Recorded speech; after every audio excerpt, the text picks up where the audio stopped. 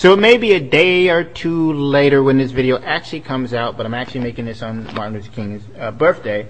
But some news recently came out, and this is why I want to make this video about the politics of single-parent households now, particularly single mothers. So Wendy Davis is a member of the Texas state legislature, and she is planning on running for governor representing the Democrats in the election in November.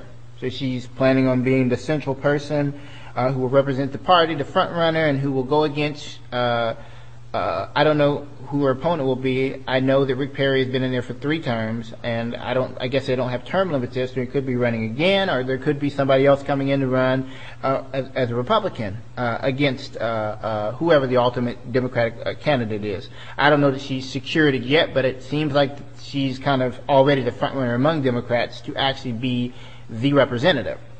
Anyway, as a part of her bio, which she's talked about and it's been reported in the media, is that she got pregnant. She was with a man at 19. She got pregnant. For whatever reason, their relationship didn't work out. She didn't say anything good or bad about this particular man that she fathered a child with, or that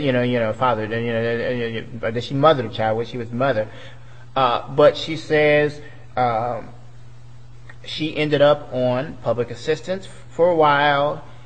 Went to community college, and then got herself into Harvard Law School as a single mother with a child, pulling herself up by her bootstraps and making a success out of her life. And obviously the goal of that story is to tell all these other women that you who are single parents, you can do it too. She did it without, she did eventually get married, but she did it without a man. She pulled herself up by herself.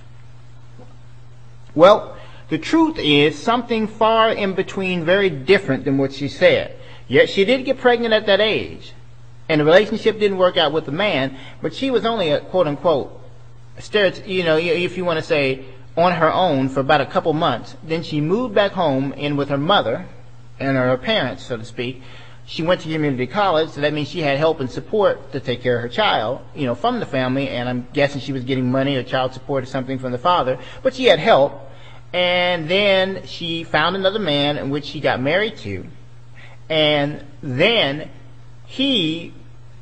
I think he refinanced the house or did something on the mortgage or took out equity or something, in order to pay for his wife. So he made an economic sacrifice in order to pay for his wife to be able to go to law school.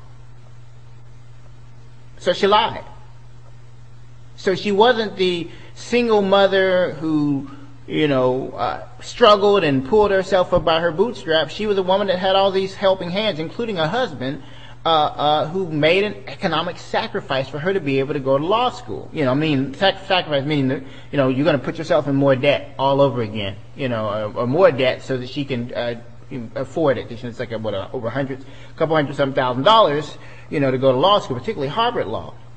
But that she did attend, so that wasn't a lie. She did attend there, but she made the story up in a whole different way, and it got you thinking, and got me thinking: why would she lie? Why would you make that story up? Why would you not tell the truth? And you might think, you think about it, you say, was she concerned that if she didn't portray herself as like not as privileged as other people, that somehow they weren't going to accept her, or that this story of being a more underprivileged woman would make her more acceptable to voters, particularly female voters, because she's not targeting male voters with this story, and that they would all rally around her and coalesce, and the women would say, yeah, look at her, Why? Just why would you do that, right? But there's something I noticed, and I started thinking about it, and just looking back and going back over the Obama administration and what's been going on since that time with the Democratic Party. More women vote for Democrats than there are men. Most men vote for the Republicans. This is true. Most men who vote, they vote for Republican candidates, particularly among white males. Obviously, more black males vote for Democrats, and I think more Latino males vote for Democrats, but men overall, if you just put men as an entire group, do tend to vote for the other side. One of the strategies that has been a part of the Democratic Party strategy for decades, obviously they support social programs, which is something that's not necessarily supported by Republicans. It doesn't mean they want everybody to be poor, but they have a different point of view on how to achieve the goal of dealing with some of these social issues, like poverty and those other issues. So I'm being generous there. Because we sometimes stereotype Republicans as being it's all about the rich, but to be honest, if that's the case, Democrats are too, because everybody in Washington is pretty much a millionaire. So you can't say one side's for the rich. They really both are. One just does better bullshit, in that discussion of portraying themselves one way. Nevertheless, what I will say this. I've seen with the Democratic Party, feminism infused itself in the Democratic Party very well, and beyond just infusing itself in the Democratic Party, it's obvious that a lot of women who vote for Democrats tend to be, and I've looked this up. You have more when you look at married versus single. They say on average, more single mothers vote for Democrats, and more women who are married vote for Republicans. That's just on average, and then that's on average, right? So that's just the way it seems to work out. So the Democratic Party is trying to cater to single parents, and they're trying to cater to women who they believe might have slight feminist leanings, even if they don't have the identification. Like, you don't have to be a feminist to be a single parent. I mean, that's not what it's about, obviously. At least that's not what they're painted themselves to be about. But now it is catering to trying to tailor, themselves toward single parent households among some of the other groups they're trying to tailor themselves to in the left side of the political aisle.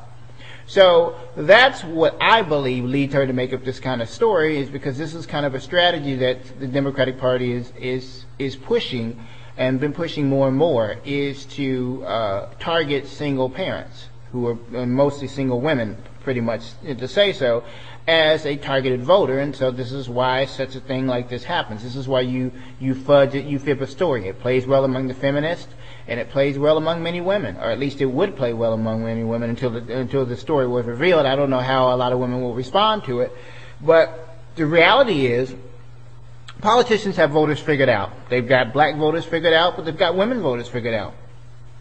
They've got rural white voters figured out. They've got middle-class voters figured out. I mean, they got all the demographics figured out. But when you look at it from this, well, most demographics, except for the people who are starting to get independents, like myself, they don't have us figured out because we're not leaning one way or another. Because we don't identify with the party, they don't know what to do, what the issue is that's going to push you one way or another. They don't figure it out till closer. But women are really, and I'm going to say this to the women out there, a lot of you are really becoming bamboozled. I mean, and I'm saying bamboozled specifically. I'm not telling you to vote for a Republican or anybody. I'm just saying that the Democratic Party is bamboozling women. They are bamboozling women by catering to whatever feeling that certain groups of women or demographics of women they've seen have. So, what I believe the government should be doing, and this is something that is not going to cost no money, it's not going to force any extra tax dollars on anybody, none of that, is it should be promoting two-parent households. That's something the government can do. It doesn't cost them nothing. It doesn't require any major thing, but promote two-parent households, regardless of what feminists say or what some women feel about the idea of promoting it. But I'm saying promote two-parent households. And I'm going to go a step further and say that they should be promoting, and I'm not saying to promote this over same-sex parent couplings with children. I'm saying promote two-parent households, but because most people in America are heterosexual, you're going to have to do a real deep promotion on, males and females being together in married or in long-term relationships, when children are coming about. That's what the government should be doing. But instead, what I've seen coming from the government, particularly from the left side of the government, because sometimes the right side of the government just goes pretty much on the religious end, and that's about all they do. I just don't, while I believe that if you have personal religious convictions, feel free to share those. I just don't think that's, in this country that's diverse and got diverse religious beliefs, some people with no religious belief, that's not going to work on that standpoint. But I think if you just on, to kind of deal with the national public, if the government in general just promoted just two-parent households, promoted family again, something that it did once promote, and I'm like saying, promote it to the men, promote it to the women, promoting the idea of family, promoting that idea, even in its modern context, but promoting the idea of a two-parent household would do a hell of a lot better than simply trying to cater to women who are single mothers. Because in that way, you are normalizing single-parent households. And we got to be honest, all studies show that, kids grow up better when they do have both their parents in their lives. And obviously, there are situations where this isn't going to work out. We know that kind of stuff. But that's the thing the government could be doing. And that doesn't require any extra money out of my pocket, your pocket, any other thing. It just requires them to, make it their job. That's something I think most taxpayers will be okay with, is using that money to promote the two-parent household and not cater to what I've seen coming. And like I say, I put a lot of this on the, at the hands of feminism that has moved away from the idea of two-parent households. And some people say, well, feminists don't believe in that, but this is what I say. I've talked to all kinds of feminists, people who consider themselves radical feminists, people who don't consider themselves radical feminists at all. Now, if you tell people that you believe in certain things, they'll tell you, oh, I don't believe it, at least the ones who don't consider themselves radical feminists.